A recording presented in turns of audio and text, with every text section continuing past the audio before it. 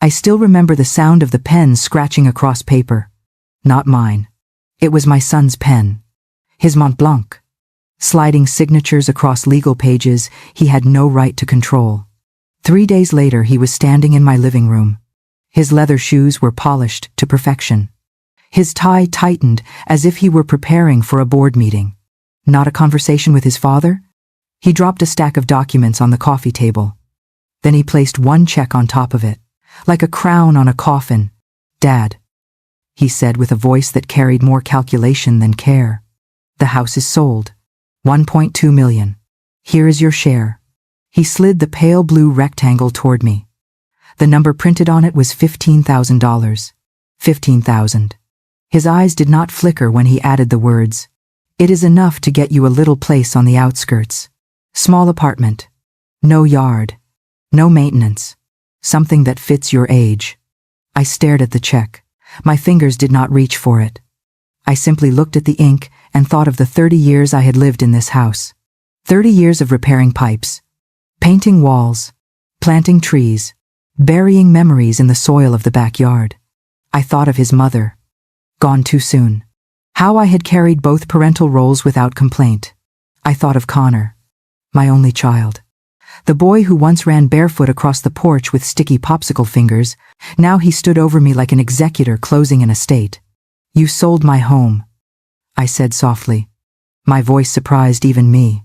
Calm, steady, without asking, without even telling me. "I did not need to ask," he answered. "You signed the deed to me 3 years ago. Remember, for tax purposes, you said you trusted me." The words slid like a blade between my ribs. Yes, I had trusted him. My accountant had suggested the transfer as a way to simplify estate planning. I had believed Connor when he told me it was just paperwork. Just a formality. Nothing would change. But everything had changed. My trust had been weaponized against me. Connor tapped the check with his manicured finger. 15,000. That is more than fair. Dad. Most people would be grateful. I looked up and met his eyes. For a moment I saw no son at all. Only a businessman evaluating a liability. His gaze carried none of the warmth I had once known. Only calculation. I realized then that he did not see me as his father anymore. He saw me as an obstacle to be managed. A burden to be moved. The living room grew quiet, except for the ticking of the old grandfather clock against the wall. That clock had belonged to my father before me. Its steady rhythm was a reminder that time reveals all truths. Connor did not notice it. He was already reaching for his briefcase. He snapped it shut with cold efficiency. "You have 30 days," he said. "The new owners want possession by mid-May. I have already arranged for a moving company. And Dad, please do not make this harder than it needs to be. Fighting will not change anything. It is business. Pure and simple. Business." That word echoed in my head long after he left. Long after his BMW purred away from the curb without so much as a glance in the rearview mirror. He had reduced 3 decades of sacrifice, 3 decades of love, 3 decades of memory into a transaction. He had reduced me to a line item. I sat in silence. The check trembled between my fingers. Lighter than air, yet heavier than any weight I had carried before. $15,000. A number that mocked every tuition check I had written, every mortgage payment I had made, every Christmas gift I had stretched to afford so he could feel secure. The ink blurred as my eyes watered. But not from weakness. From clarity. He thought I was a poor old man, trapped on Social Security, clinging to a crumbling house. He thought he had outsmarted me, cornered me, stripped me of everything. But what Connor never knew, what he never cared to ask, was who his father truly was. He never asked what I had been building all those long nights. Nights when he thought I was simply repairing faucets, balancing grocery lists. He never looked closely at the envelopes I mailed, or the ledgers I kept locked in my study. I was not angry. Not then. Anger would have been easy. What I felt was something colder, sharper, steadier. The kind of feeling that builds not in minutes but in decades. The kind of feeling a man learns when he works 16-hour days without recognition. When he sacrifices for a child who never asks why. only asks for more. That night, I walked through every room of the house. I touched the walls, the photographs, the scuffed floorboards where toy trucks once crashed. I let the memories wash over me. Not as grief but as reminders. This house was not just timber and drywall. It was proof of endurance, proof of patience, proof of strategy. By the time the sun rose, I had made my decision. Connor thought he had already written the ending of this story. What he did not realize was that I had started a different story years earlier. One he knew nothing about. He believed he was closing a door. In truth, he had opened the first act of a lesson that would change his life forever. 2 nights before, Connor walked in with his smug smile. I was already sitting in an office filled with the smell of leather and old books. The blinds were half closed. Afternoon light fell across shelves, stacked with legal volumes. Across the desk sat Felicity Grant. I have been a lawyer for 15 years. Sharp mind. Steady hands. The kind of person who never wasted a word. "Roger," she said, leaning forward. "Your voice on the phone sounded urgent. What exactly is going on?" I folded my hands. "I need to protect my assets from family interference." She did not blink. "Family interference. That is broad. What are we talking about?" "My son," I said. "Connor has been circling. I overheard things I should not have. He believes I am weak. He is planning to take control." Felicity reached for her pen, poised above a legal pad. "What do you want?" "Roger, a shield, a wall, or a sword?" "A wall," I answered. "An impenetrable one. I want every business holding, every bank account, every property, locked so tight that even family cannot touch it without a court battle that would drain them dry." For 2 hours we worked. Trust agreements, ownership restructuring, protective clauses that had teeth. By the end, she slid the final folder across the desk. "This," she said, "is a fortress. No one can access your empire without your signature. Not even with power of attorney. They would bleed years and money trying." I signed every page with calm strokes. While Connor thought I was watching game shows in the evening, I was building a wall taller than anything he could imagine.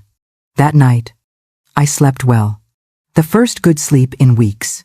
The morning after he handed me that insulting check, I poured coffee, opened the folder Felicity had prepared, and reviewed every line. My empire was secure. 43 car wash locations across California. Each one generating steady revenue. Each one documented.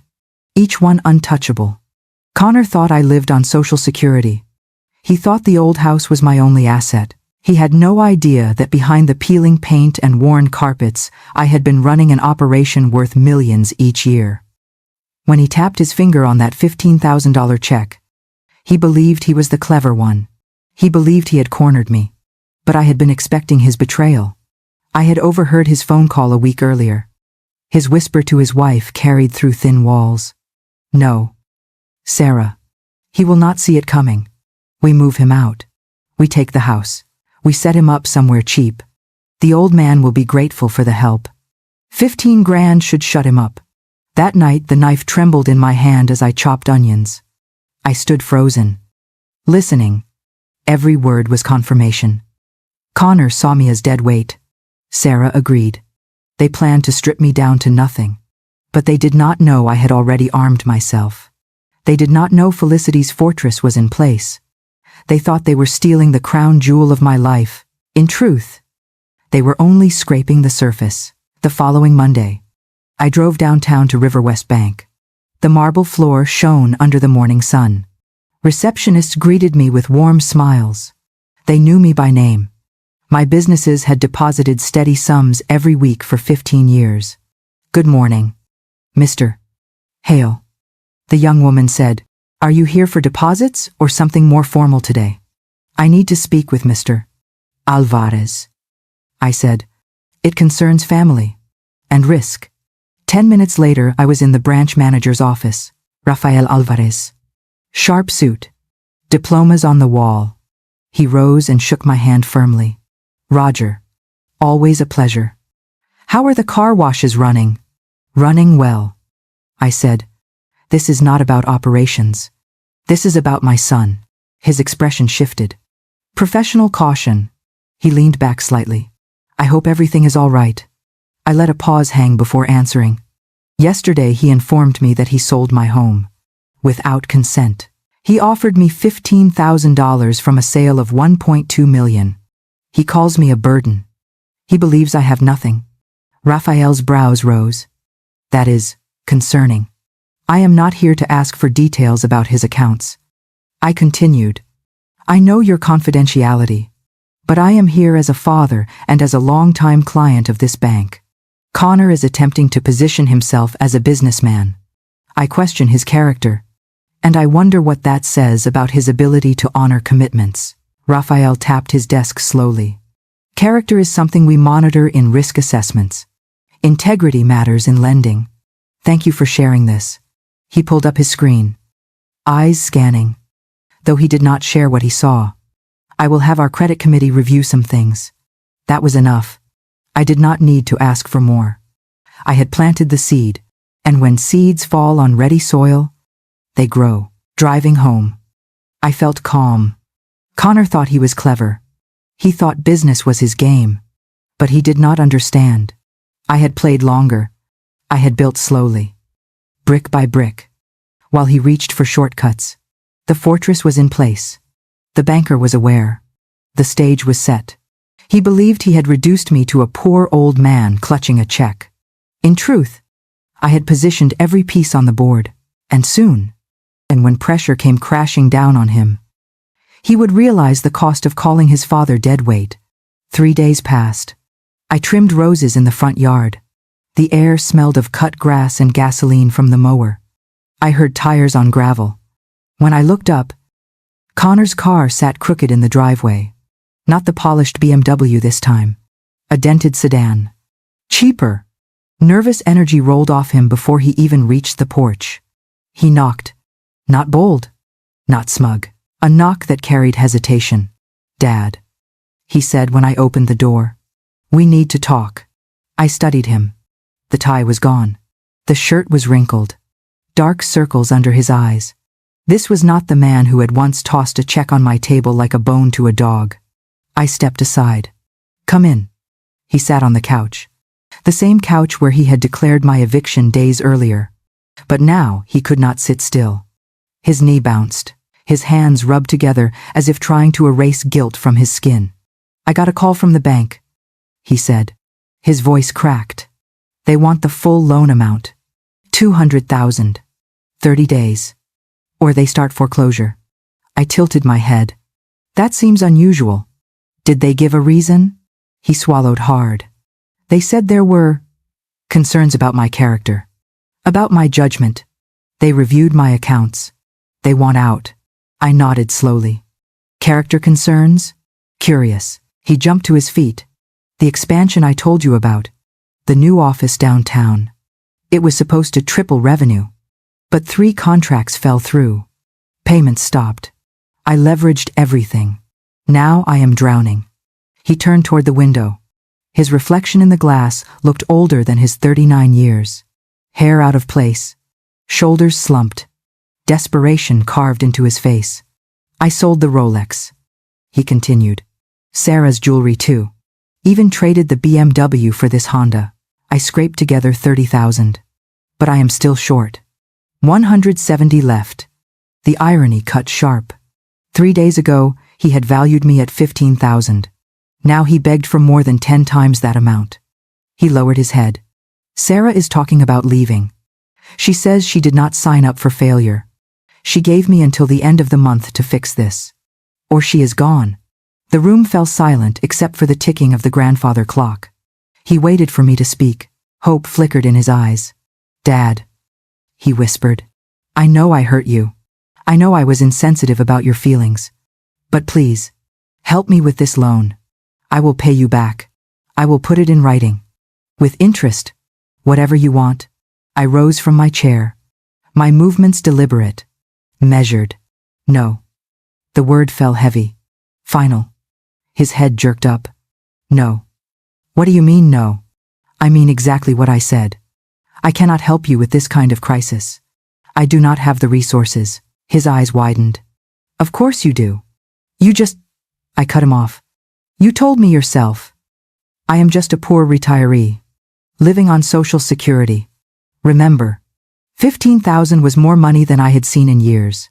That is what you said. The color drained from his face. His own words twisted back on him. But Dad, I understand perfectly. I said, you are in the same position you put me in 3 days ago. The difference is no one is offering you pocket change to soften the blow. I walked toward the door and opened it. Cool afternoon air rushed in. You made it clear our relationship was a business transaction. You ended that transaction. Now, you must find your own business solution. He stood frozen. His lips trembled. Finally, he whispered, please. You are my father. You are the only person left who might help me. Goodbye. Connor. He lingered in the doorway, hoping. But I did not move. At last he walked to his modest Honda. The engine coughed before catching. He drove away. This time no arrogance. Only defeat trailing behind him like exhaust. 2 days passed. Every morning I saw his car creep down my street, slowing as it passed my house, as if he hoped to see forgiveness waiting on the porch. Every evening it passed again, empty. On Sunday I decided it was time for the next lesson. I dialed his number. Connor, take a drive with me this afternoon. There is something I want to show you. His voice lifted. Of course. Dad. Anything. 30 minutes later, he sat in my passenger seat, silent, watching me with sidelong glances. Maybe he thought this meant reconciliation. We drove south, past the rows of warehouses and industrial parks. The sign appeared first. Blue letters against white metal. Hale's Premium Car Wash. Family owned since 1992. His eyes narrowed. Dad. Someone with our last name owns this place. No. I said gently. There is only me. I pulled into the manager's space. Marcus Reed walked out, wiping his hands on a rag. He smiled warmly. Good to see you. Mr. Hale. Everything running smooth today. Looks good. Marcus. This is my son. Connor. Thought I would give him a tour. Marcus shook his hand. Your father has built something incredible here. 400 cars a day. Sometimes more. Connor's mouth fell open. He stared at the humming bays, the conveyors, the line of vehicles waiting. 400 cars. At $25 each. $10,000 in a single day. From one location, we stepped inside. The air was damp with soap and machinery. Screens on the wall displayed live numbers, revenue totals, customer ratings, operational status. We started with 1 in 92. I explained. Added 2 more by 2000. Then expanded. Carefully. Today there are 43. From San Diego to San Francisco. I pulled out my phone and opened the management app. Columns of figures. Daily network revenue, 423,000. Monthly totals in the millions. Connor scrolled, his face pale. You own all of these. Built them one at a time. Never took investors. Paid off loans within 18 months. Every cent reinvested. He stared at the screen as if it were a foreign language. His hands shook slightly. When I asked for 200,000, he whispered, you could have written that check without blinking. Without blinking, I confirmed. I could have written 10. The silence between us grew heavy. He looked at me with new eyes. The arrogant businessman was gone. What remained was a boy realizing his father was never the helpless man he imagined. The ride back from the car wash was quiet. Connor sat with his head against the window. His reflection looked pale, hollow. He had just seen the truth he never imagined. When I dropped him at his house, he lingered at the door. Dad, I need to think. I nodded. Do that. For 2 days I heard nothing. Then on Wednesday he called. His tone carried a new kind of energy. Less desperation. More calculation. Dad, I approached this the wrong way. He said. I was begging. That was a mistake. What I need is not money. What I need is partnership. Introductions. connections to your network. That is how I can rebuild. I let him finish. I kept my voice calm. Maybe. Let me make a few calls. He sounded relieved, as if the door had opened again. But he did not understand. The door was opening only to show him another lesson. Thursday came. We met at the Wharf, a polished restaurant downtown. I had arranged lunch with Patricia Vaughn. She ran an investment firm that specialized in service businesses. Sharp mind, tough ethics. Exactly the kind of person I trusted. Patricia, I said as we sat down. This is my son, Connor. He has a consulting business. Ambitious expansion plans. Connor straightened his jacket. He laid out charts, revenue projections, marketing analysis. He spoke with confidence, the same confidence he once used to tell me I was finished. Patricia listened carefully. She nodded at the numbers. She asked sharp questions. Connor answered smoothly, as if he had rehearsed each response. For a moment, I saw hope flicker in his eyes. Maybe this was the partner who would save him. Maybe this was the investor who would believe in him. When the main course was cleared, Patricia smiled. Impressive, she said. Your plans are bold, but Roger, what do you think of his leadership style? His ethics? After all, business is about more than numbers. I set down my glass. I spoke evenly. 3 days ago he sold my home. 30 years of history. He offered me $15,000 out of a sale of $1.2 million. He said I should be grateful. He called me a burden. That is his definition of business. Patricia's smile faded. Her eyes narrowed. She looked at Connor. Is that true? Connor's lips parted. He stammered. It was complicated. Just paperwork. Patricia shook her head. I invest in people, not just spreadsheets. Thank you for your time. She left the table with a polite nod. No promises. No follow-up. Connor sat frozen, his fork untouched. The confidence drained from him in seconds. He realized what had happened. The truth had been spoken. And once spoken, it could not be unsaid. The next day we met again. This time at a private club with dark wood walls and leather chairs. I had arranged a conversation with David Liang, a venture capitalist with a reputation for backing aggressive founders. Connor believed this was his chance. The meeting began the same. Connor pitched. Numbers. Growth charts. All rehearsed. David leaned back. He seemed interested. But when dessert was served, he turned to me. Roger. You know him better than anyone. What kind of man is he to stand beside? I sipped my coffee. Then I answered. He views family as expense. He calculated that caring for his father was inefficient. His solution was to eliminate that cost. Move me out. Reduce me to a line item. That is the mindset you would be investing in. David's expression hardened. He nodded slowly. I see. The meeting ended politely. No deal. No second appointment. Connor followed me out into the street. His face red, his voice low with anger. Are you telling them these things just to sabotage me? I looked at him. I am sharing relevant character information. These are business relationships built on trust. People deserve to know who they are dealing with. You are making me sound like a monster, he hissed. I raised an eyebrow. I am describing your behavior. If that makes you sound like a monster, perhaps you should reflect on why. He stared at me. The realization flickered across his face. This was not partnership. This was exposure. Public exposure. Over the next week, the pattern repeated. Every introduction ended the same way. Connor presented himself as polished, ambitious. Then I revealed the truth.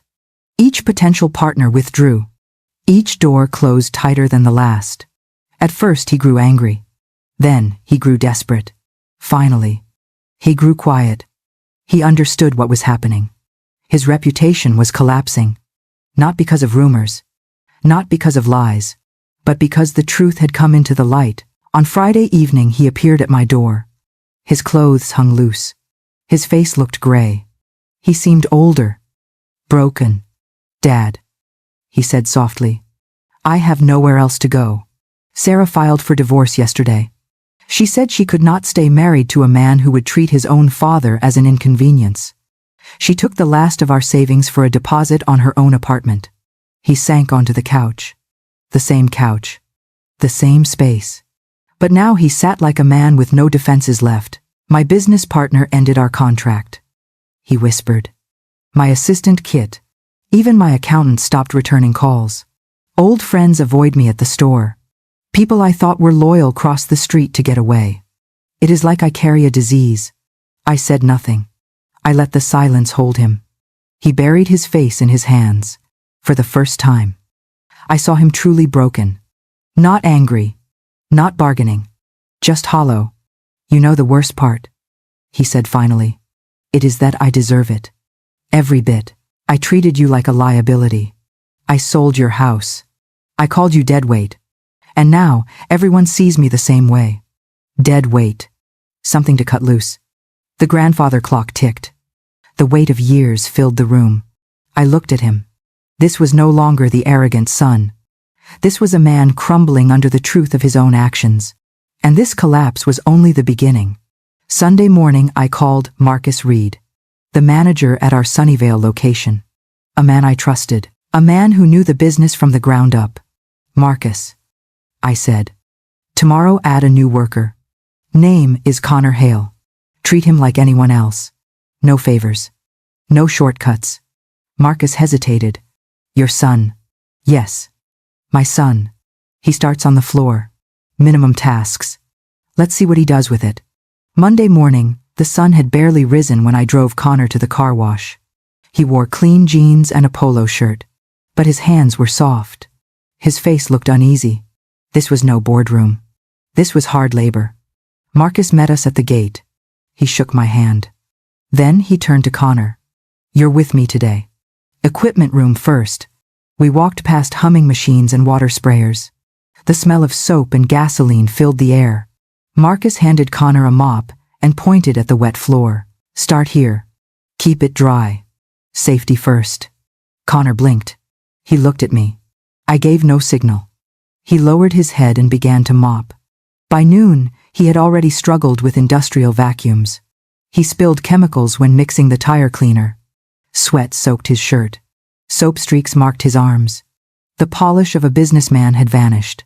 During break, Maria, one of our best detailers, sat beside him. She studied his hands. Soft, she said. You've never done this kind of work. Connor wiped his brow. No, but I need to learn. Can you show me how you apply the protectant solution properly? Maria raised her eyebrows. Most men in his position would have laughed off the suggestion. But Connor listened carefully as she demonstrated. He practiced until his movements matched hers. By evening, he looked exhausted. But he did not complain. Tuesday he arrived 15 minutes early. He wore a simple work shirt he had bought the night before. He clocked in without a word. He went straight to the equipment room. Marcus nodded at me quietly. When a customer complained about water spots on a black sedan, Connor apologized. He rolled up his sleeves. He redid the detail himself. Not because Marcus asked, because he felt it was the right thing. That night Marcus told me. He handled it well. Professional. No excuses. Wednesday brought another test. The regional manager arrived unannounced. He asked questions about fleet service. Connor did not bluff. He admitted he was new. He found Marcus and brought him over. He stayed nearby. Helpful but silent. Later, the manager said, New guy has the right attitude. Knows his place. That counts. Connor's hands were blistered now. Red raw across the palms. But he kept working. Thursday, the heat was heavy. The line of cars stretched around the block. Connor ran buckets. He scrubbed wheels. He wiped glass until the sun set. When Maria checked his work, she nodded. Not bad. You're learning. That evening, he sat with the crew, eating from a lunchbox. He laughed at one of Carlos's jokes. It was the first time I had heard genuine laughter from him in weeks. Friday was our busiest day. 3 wedding parties had booked premium detail. The crew was stretched thin. Connor volunteered for overtime. He stayed late into the night, polishing chrome, vacuuming carpets, shining tires until they gleamed. Carlos clapped him on the shoulder. "You're getting the hang of it. Your dad taught us to take pride in the work. Looks like you're learning too." Connor paused. His eyes softened. "He is a good teacher. I just wasn't ready to learn before." By Saturday, he moved like any other member of the crew. Not polished. Not perfect. But competent. His movements had rhythm. His voice had respect. He asked questions. He listened. I watched from my office window as he cleaned the last vacuum station. The same son who once called me dead weight now took pride in wiping down the smallest piece of equipment. That night, he walked over to me. His clothes were soaked. His hands were cracked. But his face carried quiet pride. "Thank you," he said. "I learned more this week than in years of business school. I learned about work, about people, about myself." I studied him. For the first time in decades, I saw a man rather than a boy. Sunday afternoon, I sat with Marcus. We reviewed the week. "What do you think?" I asked. Marcus folded his arms. "He works hard. He listens. No attitude. Good with customers. If he keeps this up, he's worth keeping." That was what I needed to hear. Not from me. From someone he respected, someone who judged him fairly. That evening I told Connor, "1 week done. You proved you can handle honest work. Next week we talk about where this leads." He nodded. No argument. No demands. Only respect. The humiliation had done its work. He had been forced to start at the bottom. To sweat. To listen. To earn. For the first time in his life, Connor understood the value of labor. And he was ready for the truth that was coming next. Monday morning arrived clear and bright. Connor sat at the kitchen table, eating slowly. His hands were still red and raw from work, but he did not complain. He looked up when I placed a folder beside his plate. "Finish your coffee," I said. "We are meeting Felicity Grant this afternoon. There are matters you need to hear." He nodded. No questions. The man who once demanded answers now waited in silence. Felicity's office smelled of leather and polished wood. Tall shelves held rows of law books. The blinds filtered the sun into golden lines across the carpet. She rose when we entered. Her handshake firm as ever. "Roger." "Connor." "Sit down." Connor shifted nervously in his chair. He wiped his palms on his trousers. Felicity opened a thick folder and set it on the desk. "Connor," she began, "your father has restructured his holdings. This was done weeks ago. Every asset is now protected. The businesses, the accounts, the properties. Nothing can be transferred without his explicit consent. Not even by family. Not even with power of attorney." Connor's eyes widened. He glanced at me. Then back at her. "You mean, I could never, you could never," she confirmed. "Your attempt to use the house as leverage failed because the house was only the surface. The foundation remains untouchable." Connor swallowed hard. For a moment, shame flickered across his face. Felicity continued. "However, your father asked me to prepare an alternative. Not inheritance. Not charity. A conditional partnership." Connor leaned forward. His voice cracked. "A partnership." Felicity slid papers toward him. "These documents outline a 5-year plan. You will begin as operations manager for the Northern California region. 15 locations, 2 million annual revenue. You will be responsible for day-to-day performance. Every quarter, your results will be reviewed. With each success, your responsibilities may expand. With failure, they may end." Connor's mouth opened, closed, opened again. I do not deserve this." I spoke for the first time. "You are right. You do not. Not yet. But this is not a gift. It is a test. You will earn each step, or you will lose it." His eyes filled with tears. He lowered his head. "I will do anything. Whatever it takes." Felicity tapped the final page. "There are safeguards. Clauses that prevent you from selling shares. Prevent you from borrowing against assets. You cannot take shortcuts. You cannot gamble with what is not yours. If you try, everything reverts to your father. Automatically." Connor nodded quickly. Yes. Yes. I understand. Felicity turned to me. Roger. Do you wish to explain why you chose this structure? I folded my hands. The son who walked into my home weeks ago was selfish, entitled, cruel. That man would have destroyed everything. But the man who worked under Marcus, who scrubbed tires until his hands bled, who listened instead of demanded, that man deserves a chance. Connor's shoulders shook. He wiped his face. Thank you. I will not waste this. Silence filled the office. The ticking of a small desk clock echoed. Connor looked at the pen resting on the table. For once, he did not reach for it immediately. He lifted his eyes to mine. Do you believe in me? Dad. I held his gaze. I believe in who you can become, not in who you were. He nodded slowly. Then he picked up the pen. His hand trembled as he signed the first page.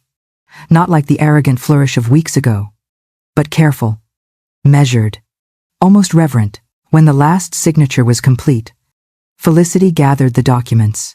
She placed them in a neat stack. Congratulations, she said quietly. You are now bound by law and by duty. Do not forget either. Connor exhaled. It sounded like the first real breath he had taken in years. He stood and extended his hand to me. I hesitated. Then I took it. His grip was firm, not demanding, not arrogant, simply steady. Thank you, Dad, he whispered. Not for the partnership, for not giving up on me. That evening, as we drove home, he looked out the window at the setting sun. The light caught his face. For the first time in decades, I saw humility there. Not fear, not manipulation. Humility. He spoke softly. I know this is more than business. It is about trust, about family. I will earn it back. I kept my eyes on the road. We will see. Words are easy. Work is harder. Character is hardest. He nodded. He understood. Back at the house, I watched him stand in the yard. He looked at the porch, at the trees, at the windows he once thought were already gone. His eyes shone, not with possession, but with recognition. The house was never about money. It was about roots, about sacrifice, about memory. And now, perhaps, it was about redemption. Connor started the next week in Sunnyvale. This time not as a temporary worker. Now, as operations manager. 15 locations. Real responsibility. Marcus met him on Monday morning. No handshake of friendship. Only a professional nod. You know the basics. Now you manage results. Staff. Equipment. Customer service. Every detail counts. Connor nodded. I understand. The first month was chaos. Machines broke down. Supplies ran short. 2 employees quit. Connor faced the mess without excuses. He stayed late. He filled in when workers were absent. He answered customer complaints himself. I watched from a distance. He never once called me for money. He never once asked me to fix his problems. For the first time, he owned them. One Saturday, I visited unannounced. The line of cars was long. Connor was on the floor with a rag in his hand, wiping down windows. Sweat poured down his back. Customers noticed. One woman whispered, "That is the manager, working like the rest." When I asked Marcus for his opinion, he shrugged. He works. No attitude. Staff respect him because he gets dirty too. That was more valuable than any contract. By the 3rd month, revenue reports came in. Up 12%. Customer satisfaction climbing. Employee turnover down. Connor walked into my office with the numbers. He did not brag. He simply placed the sheet on my desk. Here are the results. It is a start. I looked at him. You are beginning to understand. Leadership is service, not entitlement. He nodded. I see that now. But the test was not over. Temptation returned. A banker approached him after a Chamber of Commerce meeting.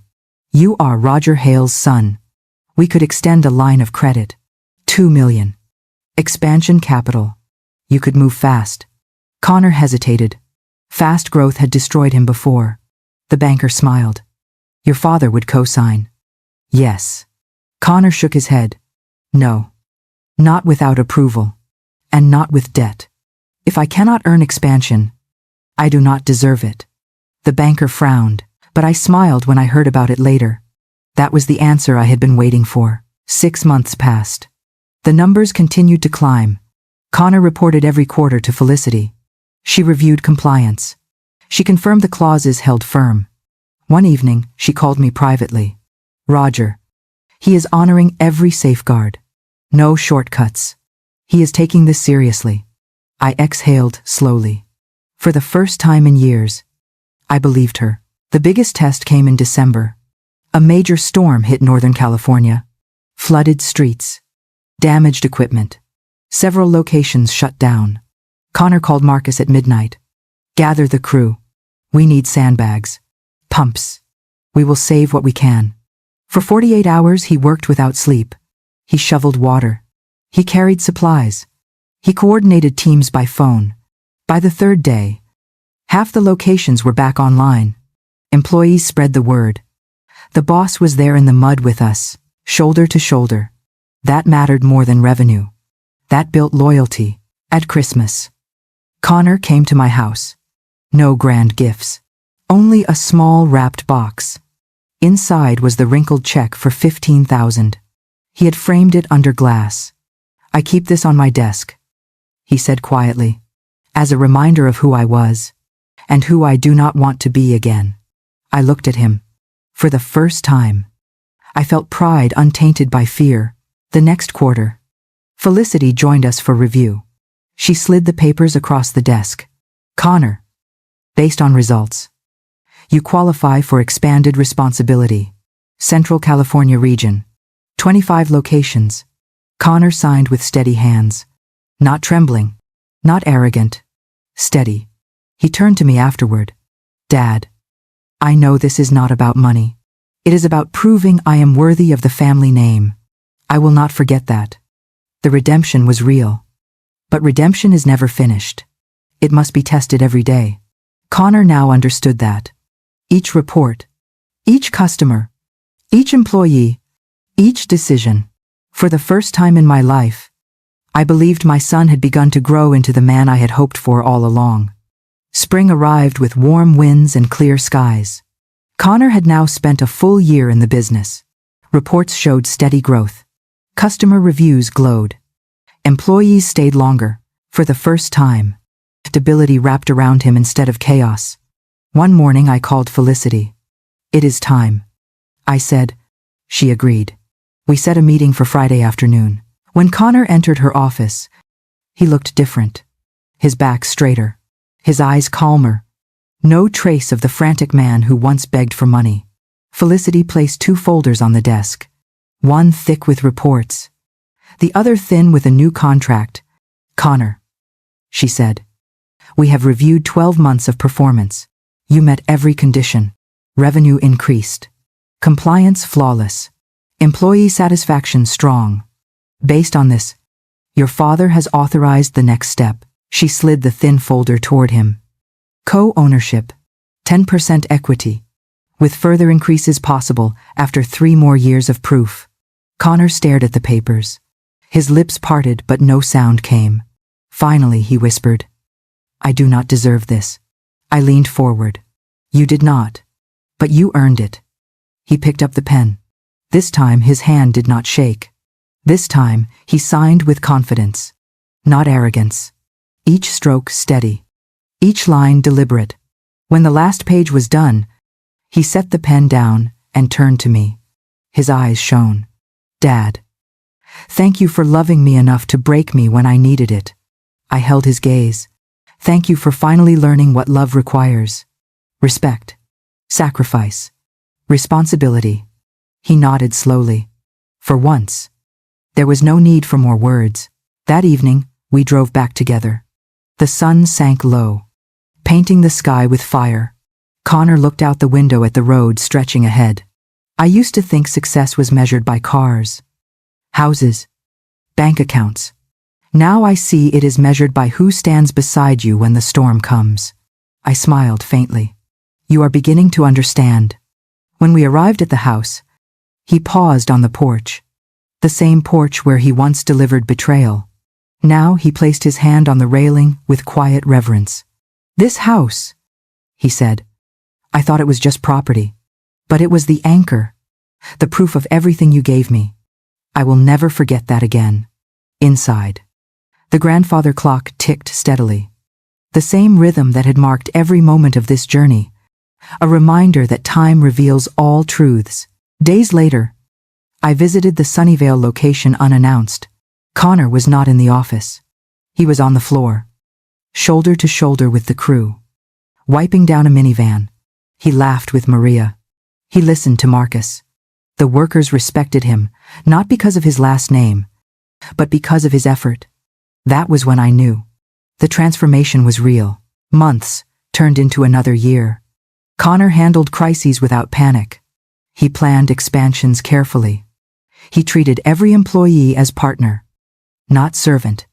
The arrogant boy who once saw me as dead weight had become a man who carried weight with dignity. One evening he came to my study. He placed a small frame on my desk. Inside was the old check for $15,000. I keep this in my office, he said. But I want you to have the original. As proof, I will never forget who I was. And who I must never become again. I looked at the check. Wrinkled. Faded. Once an insult. Now a symbol of redemption. I set it on the shelf above the fireplace. Beside family photos. Where it belonged? Felicity called again that winter. Roger, she said, after 2 years of sustained results, you may transfer further ownership if you choose. I met Connor the next week. Another 10%. I said, you earned it. He did not celebrate wildly. He only nodded. Thank you. I will continue to prove worthy. That answer told me everything. The final lesson had been sealed. Justice had been served. Not with revenge alone, but with redemption. I had forced him to face ruin.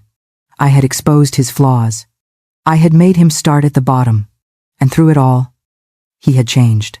The son who once tried to cast me aside was now my partner. The family business stood stronger than ever. And our bond, though scarred, had been reforged in fire. As I sit now in the quiet of my living room, I hear the clock tick. Connor is out in the field tonight. Closing operations. Checking equipment. He no longer sees me as a burden. He sees me as a father. And more importantly, as a man who refused to let him destroy himself. The check remains on the mantle. The house remains mine. The business thrives. And justice, at last, is complete.